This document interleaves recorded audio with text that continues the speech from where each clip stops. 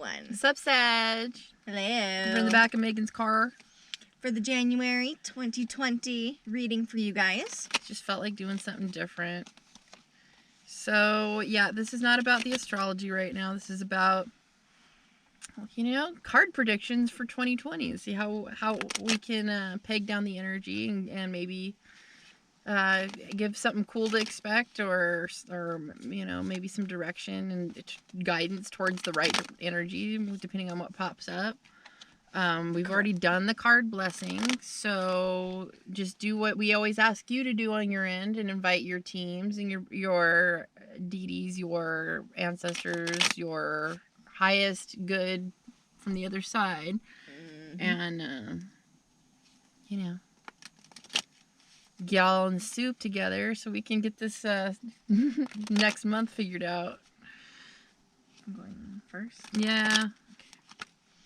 Card number 56, Sagittarius. It is, my financial decline will not elevate the impoverished. Impoverished, yeah, there you go. You cannot get poor enough to help impoverished people thrive.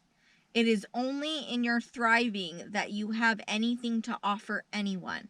If you want to be of help to others, be as tapped in.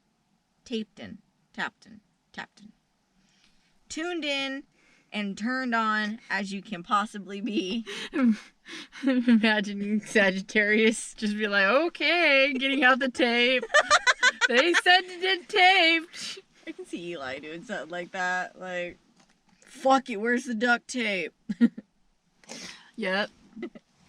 But yes, it's talking, if you want to be of help, you have to elevate yourself in a way to be of help. If that makes sense. So it seems like that's a really important message because you might want to rush in and be somebody's knight in shining armor. But you have to assess from which you are using your leverage. Are you going to tip yourself over in the process? Are you going to rush the process of somebody else's healing? Are you going to be an enabler? Or are you just so in a rush to participate and come in? And by the way, this is the Knight of Swords. I don't remember if I said so. Working on that. Yeah, so he's one of the faster cards. This guy, every time we've pulled just random cards, almost immediately somebody knocks on our door, and it's definitely really strange how it tends to work.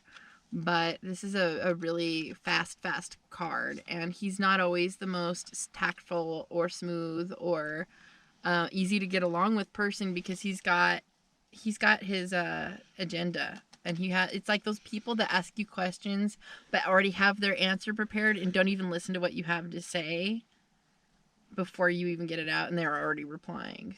So it's like that sort of blasting energy. So we'll see what else the cards have to say, but you just keep aware of that type of energy or try not to be in a rush yourself. Being aware of the energy you're sitting in, being aware of your emotions, being aware of your attitude, really will help you fine-tune if you are feeling like things are going appropriately or not. But next card is card number 19, and it says, my attention to it invites it in. Every thought that you give your attention to expands and becomes a bigger part of your vibrational mix. Whether it is a thought of something you want or a thought of something you do not want, your attention to it invites the essence of it into your experience. And just, tying this back into what you're tapped into, think of it literally as a beer keg. If you tap into a mango cart, we pour beer, so that's how I'm like you tap into a mango cart, guess what you're gonna be getting? Mango cart. You tap into Budweiser, what are you gonna be getting? Budweiser.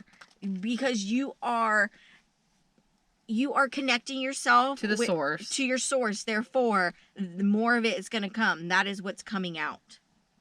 Like, if you tap into abundance, guess what's going to keep flowing?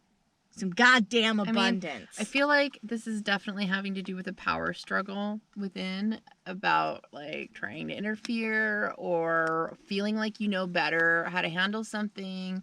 Like maybe somebody isn't quite doing it the way that you instructed or feel like they should. But the Four of Pentacles is kind of like a feeling of resistance or holding on to something too tight. But this is reversed, so it's not as, like, I would say miserly.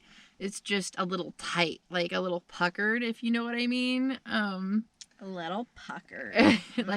like just cringy about whatever it is you want to say. But it might be a better time just to sort of not be impulsive about it, because I feel like there's a sensation of saying too much, pissing people off, even if it might be truthful. Just sort of be really light on your feet. Try not to influence too much. Right, and I was just about to say, I just had come to me influence. And, you know, depending on who you surround yourself by, that's really going to also be part of your vibration. If you are hanging around, you know, a pack of dogs, you're gonna act like a dog. Like, if you're hanging around a pack of cats, you're gonna like, I'm trying to like make an example, like pack of cats. Pack of cats. He's got a fresh pack of cats. You want some?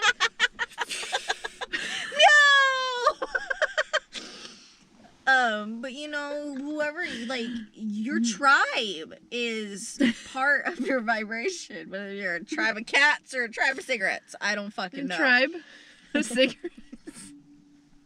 You're full of it today. This is funny. But Sagittarius, it comes down to the vibe you're sticking yourself into and what you're tapping into. So going to bed at night, that's a really good time to try to think about what you're trying to tap into for the next day. Correct. It's almost like setting your channel. So like when you wake up, it's already on the perfect channel you want when you wake up, and you can just start the day. You want to ask to be guided what the right moves are, instead of being like ego driven gung-ho on this one, whatever it is. Right. You know, stop saying fuck it. And you know what happened? But don't burn those bridges just because you're in like that mood. All right. I think that sums up Sagittarius' January 2020. All right. It's all about what you're tapping into. Do you want Budweiser or Mango Cart? All right. I think you're just thirsty. Bye. Bye.